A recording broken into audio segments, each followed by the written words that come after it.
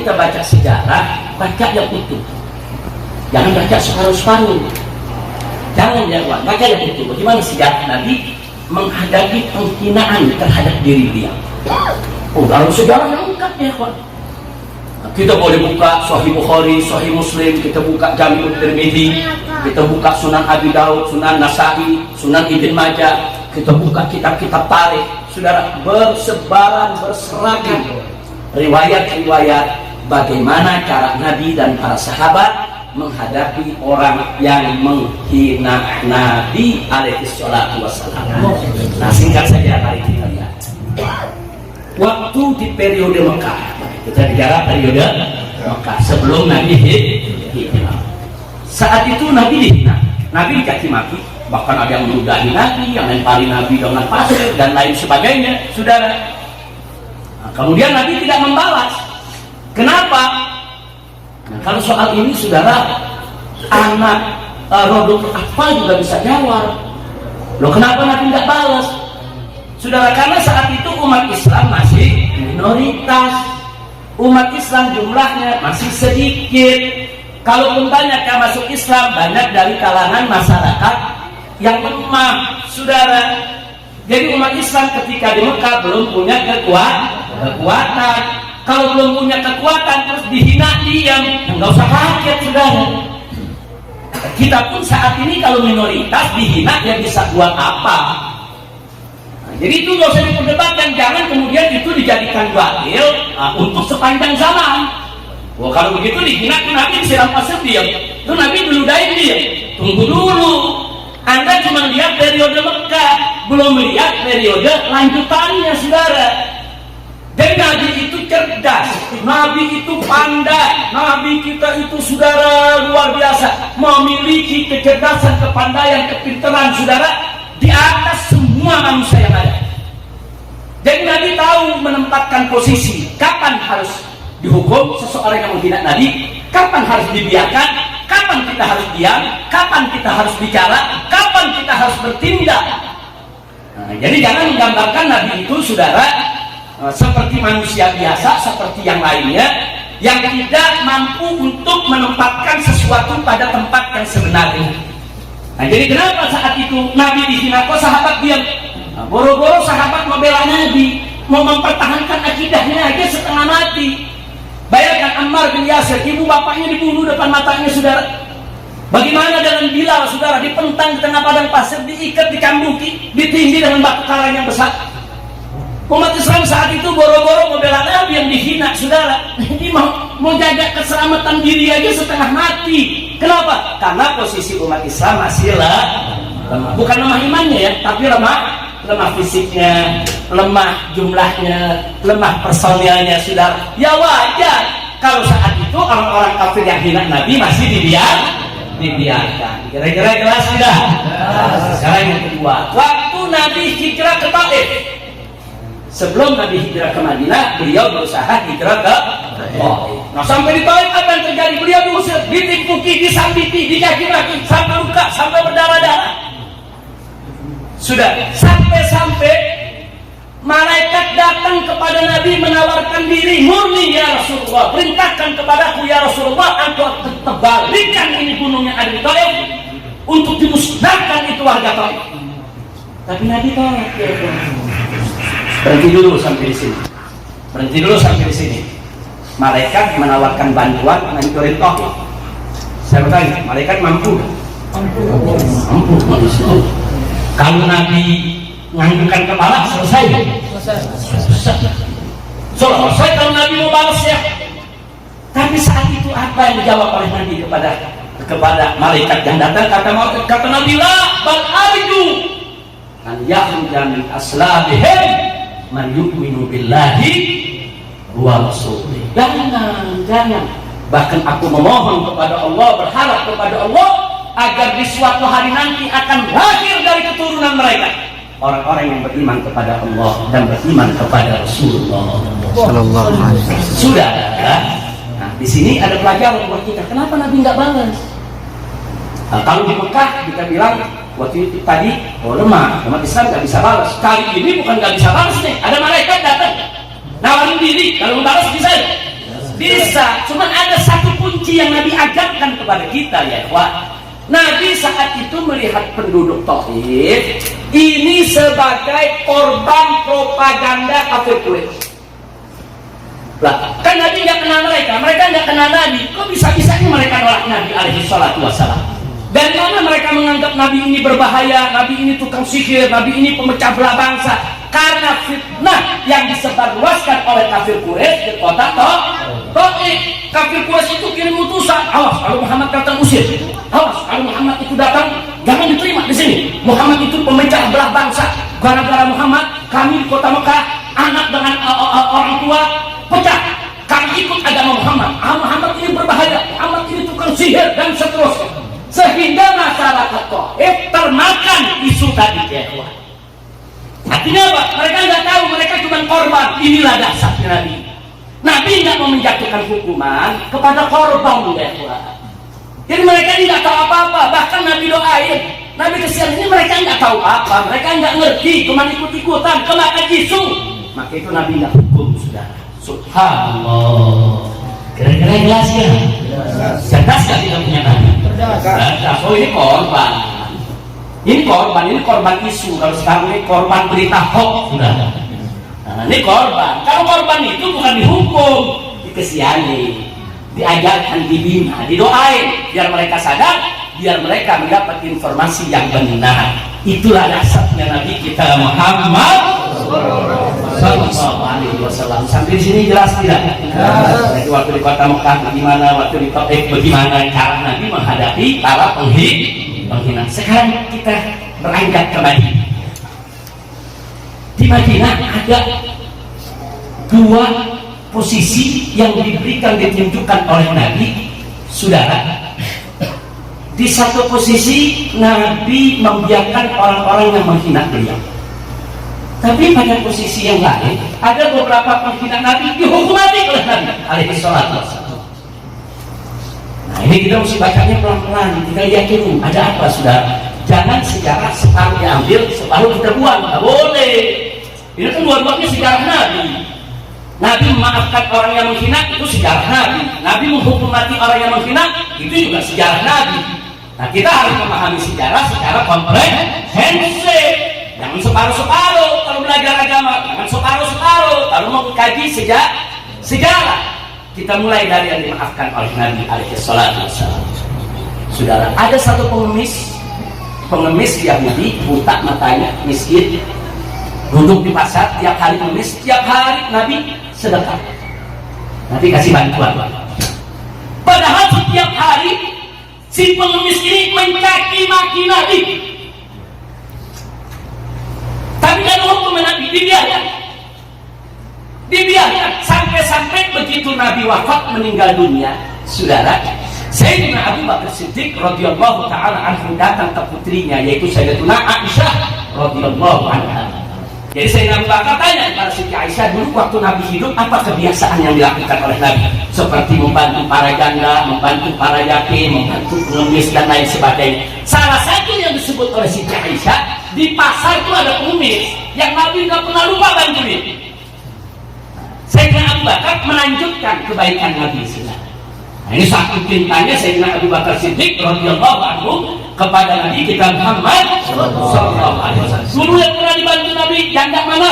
Dibantu Abu Bakar Siddiq. Dulu yang pernah dibantu sama Nabi yatim mana? Dibantu oleh Sayyidina Abu Bakar Siddiq. Nah, Sayyidina Abu Bakar datang ke orang tadi, dibantu oleh Sayyidina Abu Bakar sebagaimana dulu Nabi. Begitu dibantu, dipegang tangan Abu Bakar sama si pengemis tadi. Si pengemis ini bilang apa? Ini tangan bukan tangan yang biasa bantu lagi. Karena tangan yang dipegang dulu tangan ini tangan lain. Begitu. Saya nampak dia, namun nggak lama kemudian orang yang memberikan ini puji orang bagus, terima kasih kau sudah berikan aku. Jangan seperti Muhammad tuh, dia kaki maki lagi. Kaget Sayyidina Abu Bakar. Sayyidina Abu Bakar kaget tanya sama itu orang, kau nggak salah mencaci maki Muhammad? Ya Muhammad begini. Kau tahu Muhammad itu? Kau pernah ketemu Muhammad itu? Dia nggak tahu ya Pak. Dikasih tahu oleh Abu Bakar Siddiq, kau tahu orang yang setiap hari membantumu di sini yang tadi kau sebut tangannya begitu lembut penuh kasih, itulah Muhammad yang membantu. Oh, kaget. Orang tadi kaget, menyusul, menangis, saudara. Nah, jadi kita lihat di sini, saudara. Pertanyaannya, kenapa Nabi nggak hukum? Kenapa Nabi nggak bunuh, saudara? Saudara, ada orang miskin, matanya buta, ngemis di tengah pasar, menghina Nabi. Terus kalau Nabi bunuh, apa kata dunia, saudara? Kira-kira dunia bilang apa? Betul. Orang miskin, orang buta, orang yang nggak ngerti apa-apa dibunuh. Apa kata dunia, saudara? Nabi itu cerdas, saudara. Ini orang buta, nggak tahu apa-apa, nggak ngerti apa-apa. Udah biarin aja, kenapa sih? Itu dasar di jiwa kita punya Nabi. Nabi tahu mana mesti dihukum, mana tidak perlu dihukum, saudara. Nah, jadi nggak setiap orang main hukum, tiap orang main hukum, saudara. Enggak. Kita kalau menegakkan hukum, jangan hanya terpaku kepada faktor hukum. Di sana ada faktor kemanusiaan, di sana ada faktor keadilan, di sana ada faktor-faktor lain yang harus kita lihat, ya kawan. Tidak hanya monoton bicara soal hukum. Kalau bicara soal hukum, yang mesti dihukum mati, selesai. Nah, tapi nggak begitu. Pola pikir Nabi kita bisa lihat. Oh, ini perempuan, kalau nanti dibunuh apa kata dunia, ya kawan. Nah, Nabi nanti juga ada bakal tahu siapa itu Muhammad. Nanti juga bakal tahu siapa yang membantu dia. Buktinya begitu dia ketemu Sayyidina Abu Bakar tegur, nyosor, nangis. Saudara, dia nggak pernah sangka. Yang lebih membuat dia lebih sedih lagi, saudara, itu orang yang membantu di kaki tiap hari, tapi tetap membantu. Subhanallah. Itulah Nabi kita Sayyidina Muhammad Sallallahu Alaihi Wasallam. Nah, sekarang mari kita lihat lagi. Ada lagi orang kafir, saudara, Yahudi, nagih utang kepada Nabi. Nabi ada, saudara, belum waktunya dibayar. Utang kan biasanya ada janji bulan depan dibayar, belum waktunya dari tadi. Nah, mungkin si Yahudi ini lagi butuh, saudara. Nah, cuma nagihnya nggak sopan. Begitu nggak sopan, sahabat Nabi yang duduk di samping Nabi berdiri, ya Rasulullah, da'ni an aras. Ya Rasulullah, izinkan aku biar aku tebas batang leher orang ini. Kurang aja. Kalau nggak salah sahabat saat itu yang duduk di samping Nabi, Sayyidina Umar itu Khattab. Sayyidina Umar marah. Apa kata Nabi? Ya Umar, tenang, Idris Magana duduk. Seharusnya kau nasihati dia supaya sabar lagi utang. Dan mestinya kau nasihati aku supaya buru-buru bayar utang. Subhanallah. Jadi artinya kenapa Nabi nggak izinkan untuk dibunuh? Ini bukan urusan agama, ini urusan dunia, urusan utang. Piutang, saudara. Karena ini urusan dunia, urusan utang piutang, urusan Nabi sama Yahudi. Jangan, Umar nggak boleh sembarangan bunuh orang, saudara. Subhanallah. Jadi terjawab, kenapa nggak dibunuh? Kenapa nggak dihukum mati? Karena itu urusan pribadi. Ini dasarnya karakter kita punya Nabi. Kalau urusan pribadi, Nabi dihina, Nabi dicaci maki, Nabi tidak akan balas siapa. Kalau urusan pribadi, enggak, Nabi pemaaf. Tapi kalau urusan agama, saudara, coba mendekatkan, coba direndahkan, pasti Nabi akan menegakkan hukum, saudara.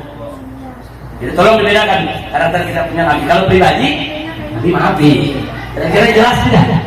Oh, ini pribadi, urusan utang dia marah, ya sudah. Nabi maafi. Yang ketiga, saudara, waktu Nabi dan para sahabat di kota Madinah ini mau berangkat perang. Begitu berangkat perang di jalan, saudara, ada beberapa kuda para sahabat itu meminjam pekarangan kebun orang Yahudi. Orang Yahudi punya kebunnya diinjak pasukan, kan rusak kalau kuda pada masuk ya. Marah ini Yahudi, marah keluar sumpah serapah. Sudah, antum bisa bayangkan. Inilah pada mau perang, di kuda perang, pakai pedang, ada Yahudi naik kaki. Kira-kira bagaimana? Wah, hari mati gitu sudah. Sahabat marah, udah cabut pedang, kurang ajar. Begitu Nabi tahu Nabi tahan, jangan. Mestinya Nabi nasihati si Yahudi ini untuk sabar, dan kita harus ganti rugi dia punya kerusakannya. Subhanallah. Saya mau tanya kepada semua yang ada di sini, dahsyat tidak kita punya Nabi? Sabar tidak? Damai tidak? Mulia tidak? Sallu ala Nabi. Nggak dikasih Nabi, ganti. Ini urusan dunia, kita merusak kebunnya, ganti. Bukan kita marah kamu pedang membunuh dia ya, betul dia salah nyaki-maki orang, dia salah nyaki-maki. Nasihati, jangan nyaki-maki. Nanti kerusakannya kita ganti. Jangan nyaki-maki kan karena dipikir kerusakannya nggak diganti. Ganti, begitu terima ganti dia diam. Yahudi nggak marah-marah lagi ya. Nah ini cara Nabi menyelesaikan masalah, nggak main bunuh dia keluar. Nah singkat cerita sekarang bagian kedua. Nabi masuk ke dalam masjid. Sahabat kumpul dalam masjid. Ada dalam riwayat Sahih Bukhari. Kata Nabi alaihi salatu wassalam, "Man yakfini amma yu'ti." Siapa di antara kalian yang bisa menyelesaikan orang yang selalu menyakiti? Orang ini selalu menyakiti. Dia caci makimu di mana tempat. Namanya Ka'ab ibn Ashraf, tokoh Yahudi ya. Kemudian seorang sahabat Muhammad bin Maslamah angkat tangan, "Ana ya Rasulullah. Aku yang akan selesaikan dia ya Rasulullah." Keluar dari masjid cari itu orang, dibunuh dia. Dibunuh, penggal kepalanya, bawa depan Nabi. Selesai. Kenapa yang ini dibunuh, kok yang itu nggak dibunuh ya Tuhan? Yang tadi urusan kebun, urusan utang, urusan perempuan miskin di tengah pasar ya Tuhan. Nabi maafkan, Nabi biarkan. Tapi yang ini lain, ini tokoh Yahudi keluar masuk kampung, keluar masuk rumah, di mana-mana memfitnah Nabi, di mana-mana menghina Nabi. Nabi tidak terima, makanya Nabi katakan, "Man yakfini amma yu'dhi." Siapa di antara kalian, hai sahabatku, yang bisa menyelesaikan orang ini, yang selalu menyakitiku? Berangkat sahabat, sudah. Ini ada dalam Sahihul Bukhari, bukan hadis dhaif. Ini bukan hadis maudhu, saudara. Ini hadis sahih. Berangkat. Nah begitu juga ada satu lagi, saudara. Satu lagi Yahudi namanya Abu Rafiq. Sudah. Sama. Nabi kumpulkan lagi sahabat. Nabi tanyakan siapa yang siap untuk membunuh daripada Abu Rafiq tadi. Sahabat angkat tangan lagi, berangkat, dicari, dibunuh, selesai. Nah sahabatnya banyak ngomong ya Tuhan, mana menyakiti Nabi? Apalagi sudah diperintah oleh Nabi, jangan berangkat, dibunuh atas perintah Nabi. Jadi jangan kita kemudian malu cerita, malu nih, masa sih Nabi mengirim sahabat untuk bunuh orang? Ya ikhwan, ini Nabi sedang menegakkan hukum, bukan Nabi ganas, bukan Nabi jahat. Ini hukumnya dari Allah. Enggak boleh orang menghina Nabi Muhammad sallallahu alaihi wasallam. Kalau enggak mau dibunuh, ya jangan hina Nabi. Selesai, saudara. Dan enggak sampai di situ, saudara. Beberapa sahabat di tengah jalan bertemu dengan orang yang menghina Nabi, dibunuh. Sayyidina Ali pernah bunuh satu perempuan Yahudi di tengah pasar, sudah dibunuh karena menghina Nabi. Abdullah ibn Zubair pernah bunuh orang, Khalid bin Walid dibunuh. Siapapun yang menghina Nabi ya. Dan semuanya direstui oleh Nabi alaihi salatu wassalam. Tidak ada satupun yang tidak direstui oleh Nabi. Padahal Nabi nggak nyuruh dia. Kalau tadi kan Nabi suruh tuh Abu Rafiq sama Ka'ab bin Ashraf. Kalau ini Nabi nggak suruh. Sahabat tadi jalan ada orang menghina Nabi. Dikasih peringatan nggak ngerti, dibunuh. Habis itu baru lapor Nabi. Aku membunuh seseorang ya Rasulullah. Kenapa kau bunuh? Karena dia menghina, aku nggak kuat. Selesai.